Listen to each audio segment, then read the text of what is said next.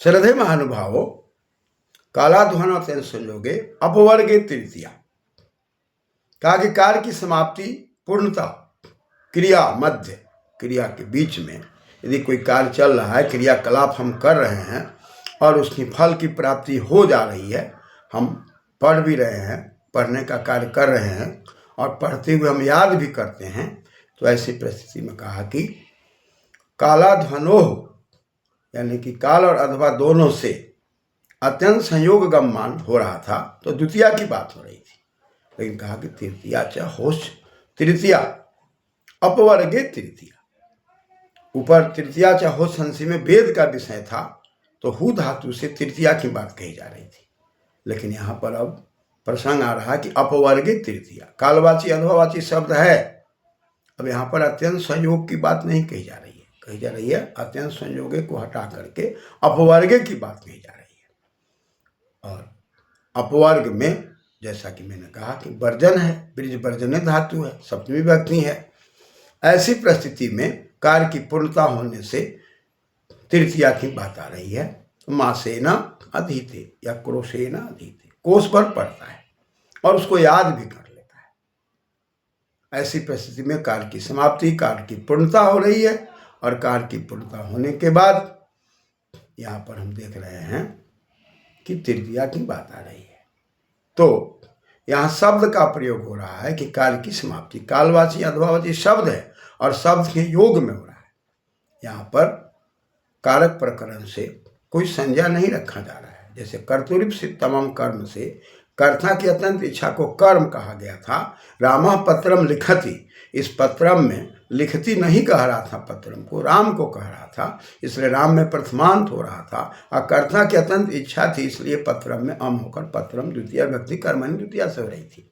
लेकिन यहाँ कहता अपवर्गे तृतीया, यानी कि वहाँ पर तरण को प्राप्त हो रहा है, कार्य पूर्णता की ओर जा रही है और शब्द का वहाँ प्रयोग है कालवाची महीना आदि या अध्वावाची क्रोश, 1 कोश 2 कोश 3 कोश, ये बातें आ रही है।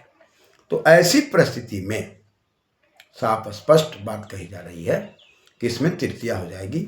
यहाँ उपद विभक्ति का योग बन रहा है और कर्मणि द्वितीया में जो बात आ रही थी वह कारक विभक्ति का योग बन रहा था। कारक विभक्ति में कारक प्रकरण से संज्ञा की जाएगी और पुनः विभक्ति प्रकरण से उसमें विभक्ति की बात कही जाएगी। कर्म कारक है, कर्मणि द्वितीया से द्वितीया हो रही है। करण कारक है, साधक तमम कर्णम, करण कारक है, तो यहाँ पर तृतीया की बात कर्तृकर्णेय तृतीया से की जा रही है। लेकिन यहाँ पर केवल शब्दों का योग दिखाई पड़ता है, काल का भी योग दिखाई पड़ता है, अधवा का योग दिखाई पड़ता है। ऐसी परिस्थिति में भी उपद विभक्ति का प्रयोग दिखाई पड़ता है। तो मासेना अधीते या क्रोशेन अधीते, जबकि पहले हो रहा था मासम अधीते क्रोशम अधीते। वहाँ पर कार्य की पूर्णता नहीं दिखाई जा रही है, अत्यंत संयोग लगातार पठन पाठन की बात दिखाई जा रही है। और अपवर्गे तृतीया में यहाँ पर कार्य की पूर्णता दिखाई जा रही है। अतः अपवर्ग का मतलब हुआ कार्य को करना और पूर्ण कर लेना, उसको समझ भी लेना, याद भी कर लेना, अपने जीवन में व्यवहार में ले आना। ऐसी परिस्थिति में तृतीया की बात आ रही है। पुनः आगे सूत्र कहता है सप्तमी पंचम्यौ कारक मध्य। अपवर्गे तृतीया के बाद आगे का सूत्र आ रहा है सप्तमी पंचम्यौ कारक मध्य। एक शब्द है सप्तमी, एक है पंचमी, और दोनों को समास करके कहा सप्तमी च पंचमी च सप्तमी पंचम्यौ विभक्ति भवतः कारक मध्य, कारक के बीच में। कब? काल और अध्वा, कालाध्वनो, यानी कि कालवाचिभ्य अध्वावाचिभ्य शब्देभ्य सप्तमी पंचम्यौ विभक्ति भवतः कारक मध्य, कारक के बीच में। इसको समझने की बात है कि सप्तमी में जब हम बात करेंगे तो शब्द है सप्तन और पंचमी की बात करेंगे तो शब्द है पंचन। सप्तन से शब्द नान्ताद संख्या देर मठ से मठ हो गया और मठ होने के बाद टिड्ढाने द्वेषे दग्ने मतलब तब ठैक होकर के सप्तमी शब्द बन गया। और पंचमी में भी पंजन शब्द से मठ होकर के और पूरा निप प्रत्यय होकर के पंचमी शब्द की उत्पत्ति हो रही है। यानी कि सप्तमी और पंचमी दोनों विभक्ति की बात कही जा रही है। कब? कारक मध्य। यहाँ पर पुनः कारक विभक्ति से कारक संज्ञा होकर के विभक्ति की बात नहीं कही जा रही है। यहाँ की कारक का मध्य हो, और कारक मध्य की जब बात आ रही है तो हमको कारक मध्य पर विचार करना होगा। डुकरी करने धातु से नौल प्रत्यय होकर कारक शब्द बना, और मध्य में सप्तमी है, नि प्रत्यय लग करके आदगुण से गुण होकर कारक के मध्य, कारकयो मध्य, कारक मध्य तस्मिन कारक मध्य। कारक का मध्य, दो कारक का मध्य। अब वह कारक यहाँ पर शक्ति के अर्थ में है कि कार्य करने की शक्ति, सामर्थ्य, क्रिया, क्रिया मध्य हम इसको कह सकते हैं। क्रियते क्रिया, जो कार्य करने की क्षमता है, क्रिया है, उसके अर्थ में ये बातें आ रही है। तो कहा कि भाई कालवाची हो शब्द, अधोवाची शब्द हो, और कारक का मध्य हो, यानी कि क्रिया की जा रही हो, और वह क्रिया कैसी हो, तो उस क्रिया के बीच में दो कारक का अंतराल हो। आज कार्य किया, फिर 2 दिन के बाद कार्य किया, 2 दिन कार्य किया, फिर 2 दिन के बाद कार्य किया, उसके बीच का अंतराल हो। कार्य तो किए जा रहे हो लेकिन लगातार नहीं किए जा रहे हो, बीच में अंतराल आता हो, तो क्रिया का मध्य हो गया। उसी को कारक मध्य कहते हैं कि भाई दो कारक का काम जो है, क्रिया को बनाने वाला ही कारक है, और क्रिया जो हो रही है वो आज हो रही है, फिर 2 दिन के बाद हो रही है, उसका मध्य आ रहा है। यानी कि लगातार कार्य नहीं हो रहा। पहले सूत्र कहता है कि कालाध्वन और अत्यंत संयोग है, लगातार संयोग आ रहा है तो द्वितीया की बात आ रही है। अपवर्गे तृतीया, और कार्य की पूर्णता हो रही है तो तृतीया की बात हो रही है, लेकिन कार्य का मध्य हो रहा है। ऐसी परिस्थिति में कहा कि भाई पंचमी और सप्तमी की बात आ रही है। सप्तमी पंचम्यौ विभक्ति भवत, सप्तमी और पंचमी दोनों विभक्ति होगी जब कारक का मध्य होगा, कारक का अंतराल आएगा, व्यवधान आएगा, एक दिन कार्य करने के बाद दूसरे दिन।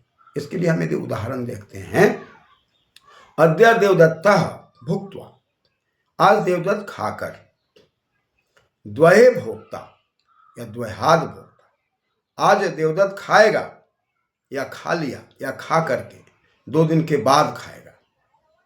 यानी कि आज का खाना पुनः 2 दिन का अंतराल होना।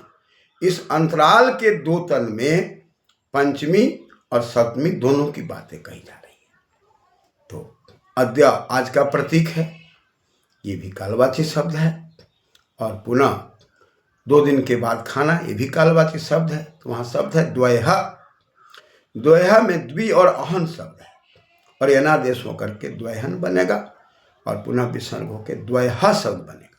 और द्वयः शब्द में हम जब पंचमी करेंगे, अर्थ करेंगे, तो द्वयाद बन जाएगा, और सप्तमी करेंगे द्वहे बनेगा। यानी कि द्वयाद द्वहे, 2 दिन में या 2 दिन से, दोनों अर्थ में प्रयोग हो रहा है कि अद्य देवदत्तः, अद्य आज देवदत्तः भुक्त्वा, खाकर, यहाँ भुज पालन अर्थ में है, व्यवहार के अर्थ में है, भक्षण के अर्थ में है, जीवन जीने के अर्थ में है, कि जीवन जीने के लिए जो भोजन वो करेगा देवदत्त, आज तो खा लेगा, और खा करके पुनः वह दूसरे दिन खाएगा। तो ऐसी परिस्थिति में पंचमी भी कर देंगे और सप्तमी भी कर देंगे। अतः कारक मध्य यही हुआ, एक क्रिया के बाद दूसरी क्रिया का अंतराल हो रहा है। अत्यंत संयोग में लगातार हो रहा है या अंतराल हो रहा है। अतः ऐसी परिस्थिति में क्रिया का मध्य हो गया, कारक का मध्य हो गया, कार्य की जो समाप्ति हो रही है खाने की, पुनः बीच में अंतराल पैदा हो रहा है। तो ऐसी परिस्थिति में समान कर्तृकयो पूर्व काले सूत्र है कि एक क्रिया के बाद दूसरी क्रिया हो तो पूर्व क्रिया में अक्त्वा प्रत्यय लग जाता है। आज खाकर 2 दिन के बाद खाएगा, और भोक्ता में परोक्ष लिट से लिट लकार चल रहा है, भोक्ता भोक्तारो भोक्तारा। यहाँ संभावना व्यक्त की जा रही है कि आज के खाने के बाद 2 दिन के बाद खाने की संभावना बन रही है या खाएगा। तो ऐसी संभावना बनने में भोक्ता का प्रयोग हो रहा है कि देवदत्ता भोक्ता, देवदत्त खाएगा, अद्य भुक्त्वा, आज खाकर। कब खाएगा? तो 2 दिन के बाद खाएगा।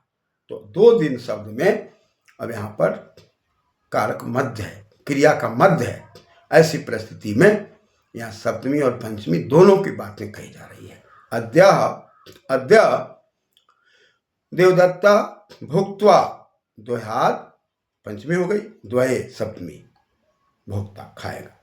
फिर इसी प्रकार अध्वावाची में हम यदि लेते हैं तो अध्वावाची में मार गाएगा। मारेगा का मतलब हो गया कि अयम ईश्वास, यह बाण चलाने वाला व्यक्ति जो है, यह बाण चलाएगा।